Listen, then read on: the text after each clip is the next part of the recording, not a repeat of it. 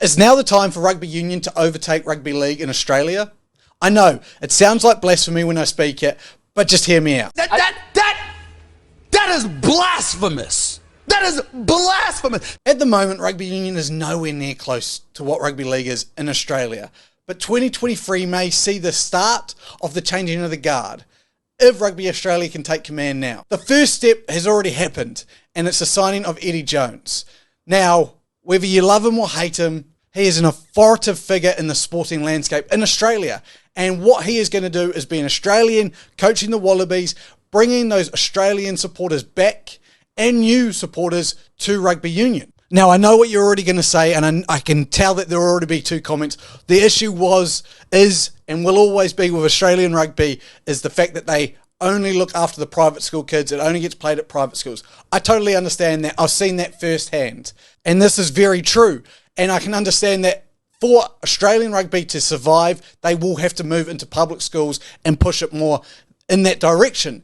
However, what being in private schools allows for Australian rugby is to have those players start there. So as we can see from the likes of Joseph Suaalii, Will Pinasini, who we now know are on Eddie's hit list, they started off playing rugby union. Kalen Ponga, rugby union, at these private schools where they could get an education. So rugby has that advantage, and if they can keep those players, it's a massive advantage. As my co-host Husey put it on our podcast, this is the first step. At trying to make this the golden era of Australian rugby, they've done a great first step with hiring Eddie Jones. It's every journey of a 1,000 miles begins with a single step, and this is the first step. Oh. Now, the hiring of Eddie Jones is so important to Australian rugby because he understands the culture and the domestic competition.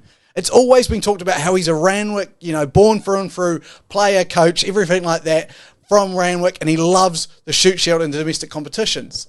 This was heightened when he was over in England. There was all the talk about how much work he did at the grassroots games, how much he loved going out and seeing these grassroots rugby clubs, practicing and playing. And it was heightened when Jones decided to put his weight behind the English rugby coach, the Play Together, Stay Together campaign that English Rugby brought out, which was looking at bringing 17 to 22-year-olds back to the field after the COVID pandemic and 30-plus-year-olds back onto the field. And I could only imagine he's going to try and do the same at Rugby Australia. And if he gets his way, he will. He has already stated, I reckon you've always got to go back to the roots of the game. And the roots of the game in Australia is club rugby. After the tour, I went down to Randwick, sat in the sun and watched Randwick play Eastwood. And the level of rugby was pretty good, but they're part-time players. Make club rugby as strong as possible. To create another artificial level is not going to work because the rugby is not good enough. When you can't sell out a Wallabies home game against New Zealand, they're not going to watch an NRC game, which is an artificial group of players together. But they will go down and watch a strong Randwick, or they'll go down and watch a strong Uni. I reckon if you made that comp stronger, that would be my core administration advice. So here we see Eddie Jones already playing onto the material of build the grassroots games, build the clubs, get more players playing there, and then from there, Rugby Australia will continue to grow. It's not just as well his belief in the grassroots game that is so important to Rugby Australia now. It's his experience in the role before. He's been there, he's done that. We can talk about the World Cups and everything, but he's hosted in a World Cup on Australian soil and taken a team to a final. Now, what he did was obviously bring back some very talented rugby league players to complete this goal. Matty Rogers, Lote Tuqiri, Wendell Sailor. And he will go and do that again. We've already heard and have stated the Will Pinasinis, Joseph Suaaliis, Tolu Kulau, all of those players already on his hit list, and I imagine there's more to come. His end goal will be to make sure that those players don't even leave in the first place, but for now, getting players back will heighten rugby's presence and definitely start another little code war. But it's not just Eddie Jones that is creating what I see as an opportunity for Australian rugby. I see three major things that can win Australian rugby this battle this year and propel them into, I guess, a real competitor against rugby league. Firstly, the CBA situation that is going on between the Rugby Players Association and the NRL. The collective bargaining agreement, we hear that term quite a lot, especially in American sports. However, the Rugby Players Association is now specifically fighting for rights. You may have seen the teal image posted on the Instagram by many a Rugby League and Rugby League W star, and that was their way of trying to get the NRL's attention. And what they're looking for in this CBA is a new medical support fund, a first ever NRLW CBA, better terms for the most vulnerable players, a new past players program, fair agreement rights, an improved injury hardship fund, and a fair share of the revenue. Now, this has been going back and forth for some time already. And say we get to the point where the Players Association and players agree to go on strike, which, as we've seen from American sports, can happen. It would be a monumental shift to the only rugby game being played in Australia being rugby union. And now what we're seeing with rugby union is the Australian sides being more competitive than ever.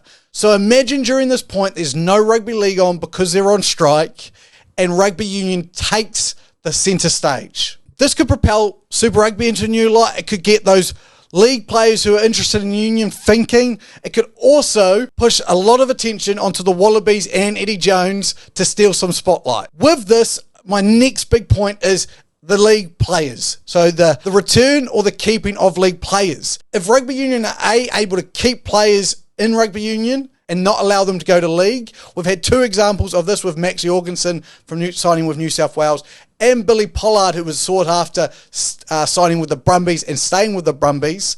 If these players can continue to develop, and some of those players who originally played rugby decide to return, the Joseph Sawalis, the growth of union could be unstoppable. The last point, and I think could be a massive point for Australian rugby, is the call for more free-to-air games of rugby. This is in stark contrast to all the other major sports who have asked the government to allow less free-to-air games, which will allow them to make more revenue from the games that are not on free-to-air anymore. Rugby Australia has gone the other way and decided they want more free-to-air games, and they're trying to push for more Super Rugby and more Wallaby games on free-to-air, which is a massive statement and another massive step in the right direction for Australia Rugby. If they can get this agreement and they can get more free-to-air games on, what that means is more games going out to the public, creating more interest, and ideally if those Super Rugby sides can be competitive, and not even competitive, but really push the top of the table, we could see the growth of rugby union really start to take off and potentially overtake that of league. I know, you're thinking this guy's crazy. He's got no idea what he's talking about. And it will take a lot of things for this to actually happen.